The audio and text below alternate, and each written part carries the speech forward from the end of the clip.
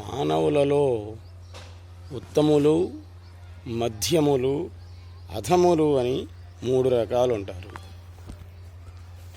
ఒక పని ప్రారంభించిన తర్వాత పూర్తి అయ్యేంత వరకు కూడా వదిలిపెట్టకుండా ఉండేటువంటి వాళ్ళు ఉత్తములు అని అంటాం.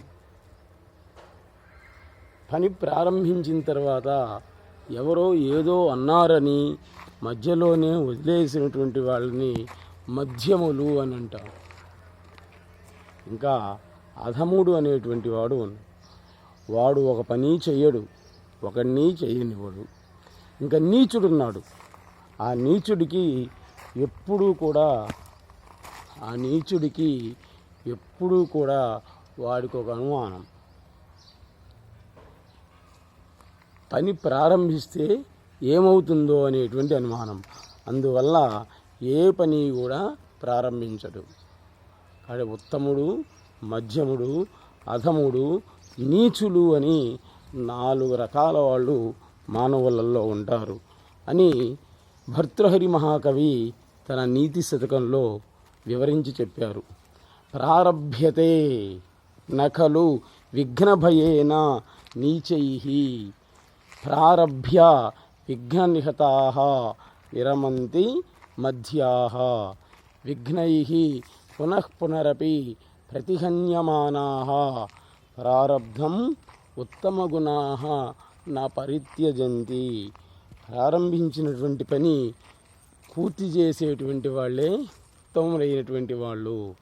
విక్రమార్క మహారాజు ఎన్నో ఇబ్బందులు పడి భేతాళుణ్ణి వశం చేసుకొని మహాకాలుణ్ణి గురించి కూడా మళ్ళీ తపస్సు చేసి ఎన్నో కష్టాలను కూడా అనుభవించి చిట్ట చివరికి దైవశక్తులు సాధించిన మహానుభావుడు.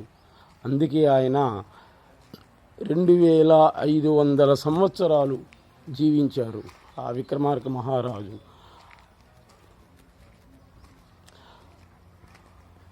చివరికి కాళీప్రసన్నుని చేసుకున్నాడు. భేతాళుడు ఎప్పుడో వివరించి చెప్పాడు, నేను అడిగినటువంటి ప్రశ్నలన్నిటికి కూడా సరైన సమాధానం చెప్పాలి, తెలిసి చెప్పకపోయినట్లయితే నీ తలకాయి 1000 ఒక్కలవుతుంది అని వివరించి చెప్పాడు. అడిగిన అన్నిటికి కూడా సమాధానం చెప్పాడు. కానీ ఒకే ఒక్క విషయానికి మాత్రం సమాధానం చెప్పలేకపోయాడు. అదేంటి అంటే, ఒక తండ్రి కొడుకు ఇద్దరూ కూడా వివాహం నీవు చేసుకో అని అనుకుంటూ ఉన్నారు. ఆ అరణ్యంలో ఇసుక ప్రాంతం, ఆ ఇసుకలలో పాదాలు కనిపించాయి. పెద్ద పాదాలు ఉన్నటువంటి ఆమె పెద్ద ఆమె ఉంటుంది కాబట్టి పెద్ద ఆమెని నీవు చేసుకో, చిన్న పాదాలు ఉన్నటువంటి అమ్మాయి నేను చేసుకుంటాము అనుకున్నారు. కానీ చీర చూస్తే అక్కడ రివర్స్ అయింది. చిన్న పాదాలు ఉన్నటువంటిది ఏమో పెద్ద ఆమె ముసలామె అయింది, పెద్ద పాదాలు ఉన్నటువంటిది చిన్న అమ్మాయి అయింది.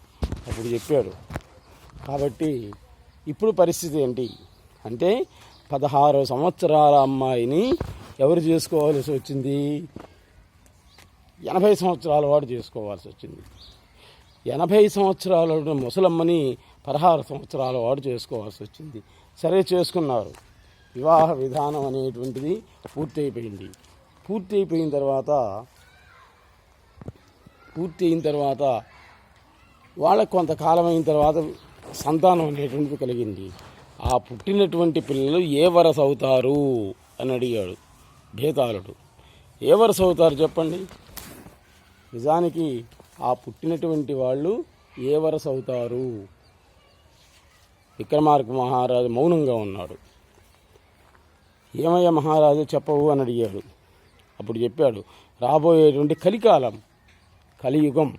కాబట్టి కలియుగంలో ఎవరిది వాళ్ళకి కరెక్ట్, మధ్యలో ఎవరు కూడా న్యాయాలు ధర్మాలు చెప్పడానికి అనేటువంటిది లేనే లేదు. కాబట్టి కలికాలం అనేటువంటి దాంట్లో వచ్చేసరికి కలియుగ ధర్మాలు న్యాయాలు అనేటువంటివి ఉండవు ఇక్కడెక్కడా కూడా అని ఎవరిది వాళ్ళకి కరెక్టు. కాబట్టి వాళ్ళిద్దరూ కూడా ఏ వరస అవుతారు అంటే ఏమీ చెప్పలేనటువంటి పరిస్థితి అని చెప్పాడు. దానికి ఆనందించిన భేతాళుడు ఆయనకి ఎన్నో వరాలు ఇచ్చాడు. ఈ విధంగా భేతాళ కథలు, విక్రమార్క కథలు అనేటువంటివి చాలా విచిత్రంగా ఉంటాయి. ఒకసారి ఆ పుస్తకాలు కొనుక్కొని వాటిని చదివి జ్ఞానాన్ని అభివృద్ధి చేసుకోండి. నెక్స్ట్ ఎపిసోడ్లో మళ్ళీ కలుద్దాం. నమస్తే.